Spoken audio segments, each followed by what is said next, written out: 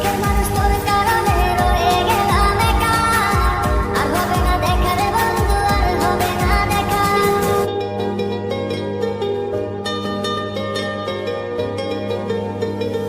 অন্তরেতে কিসের জ্বালা বলিব যে কারে, শখের মানুষ আঘাত দিল এই